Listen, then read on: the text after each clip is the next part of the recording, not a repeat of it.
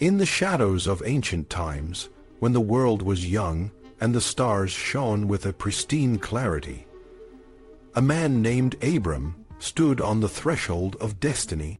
His life, like the sand dunes of the desert, was shaped by the winds of divine intervention and human ambition. Yet, the story of Abram is not just a tale of a man. It is a story of faith, of the struggles between the divine and the human, and of the complex tapestry of relationships that define us. Abram, later known as Abraham, is a central figure in the religious traditions of Judaism, Christianity, and Islam. His life, as recorded in the book of Genesis, is a journey of obedience, doubt, and transformation. The narrative of Abram begins with a call from the divine, a voice that commands him to leave his homeland and travel to a land that he will be shown. This call is the first of many pivotal moments in his life, a moment that sets the stage for a series of trials and triumphs that would shape not only his destiny, but the destiny of nations. The story of Abram is often told with a focus on his faith and his obedience. But it is also a story of human weakness and the complexities of human relationships. When Abram and his wife Sarai, who is barren, face the challenge of childlessness, their relationship is tested. Sarai, in her desperation, suggests that Abram take her Egyptian slave, Hagar, as a surrogate. This act, while born out of a desire for a child, sets in motion a series of events that highlight the tensions and power dynamics within their household. Hagar, once pregnant, begins to look down on her mistress, and the once harmonious relationship between Sarai and Hagar is strained to the breaking point.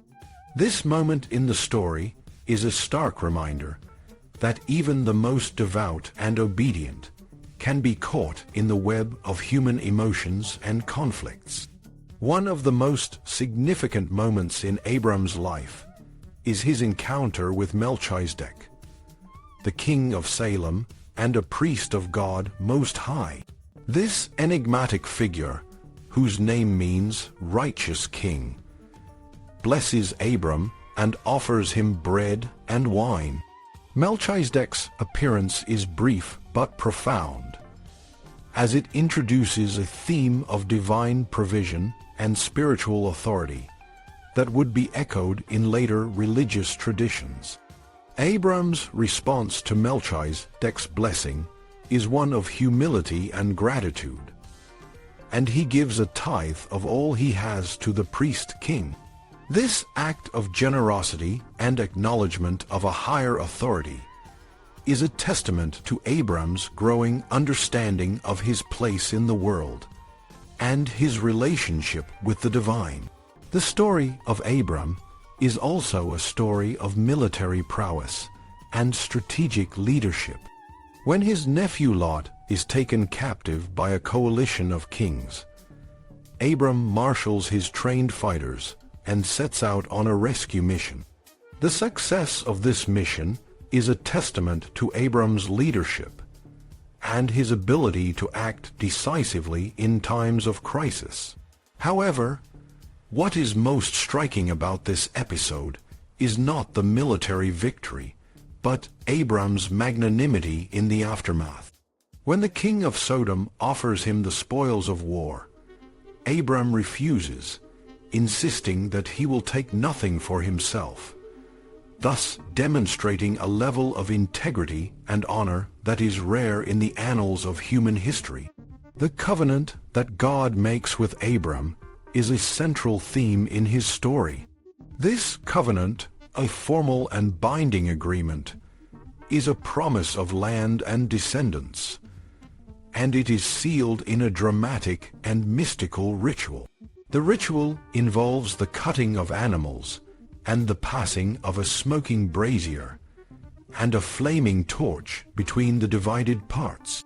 This ritual, while rooted in ancient Near Eastern practices, is imbued with a sense of divine presence and mystery. The covenant is not just a promise. It is a declaration of a new beginning, a new identity for Abram and his descendants. The promise of a land and a multitude of descendants is a source of hope and a beacon of faith in the midst of uncertainty and hardship.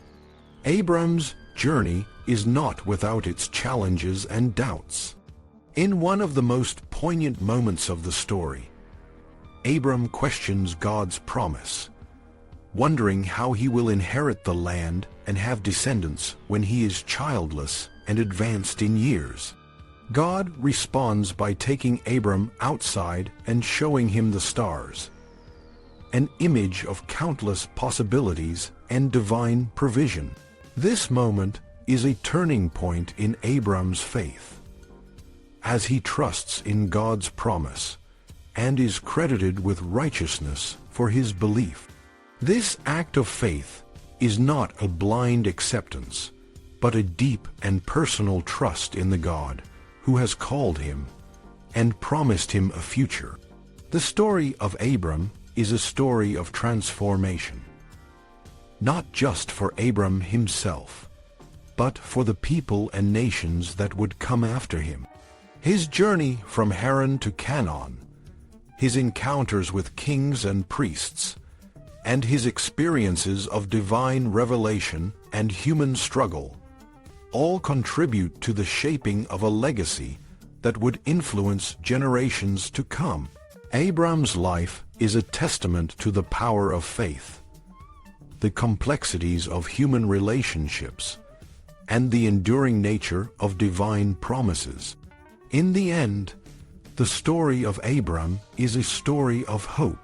It is a reminder that even in the darkest moments, when the future seems uncertain and the path forward is unclear, there is a promise that can sustain us. Abram's journey is a journey that we can all relate to, a journey of faith, doubt, and transformation. As we reflect on his story, we are reminded that the divine call to leave the familiar and step into the unknown is a call that resonates in the hearts of all who seek a deeper purpose and a higher calling. In conclusion, the story of Abram is a timeless tale of human resilience and divine faithfulness. It is a story that continues to inspire and challenge us, reminding us that even in the most challenging of times, there is a promise that can guide us forward.